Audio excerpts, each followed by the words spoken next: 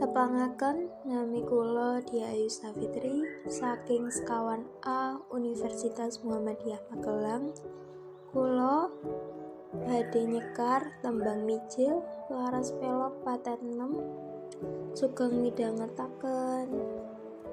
Lulu monam nam nam nam nam monampi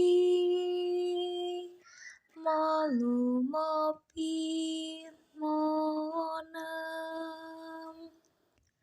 monampi monam luro ro ro ro luropi nampi rolu ropi pi pi pi pi rolu lu lu lu lu nampi ro ro rolu pinem.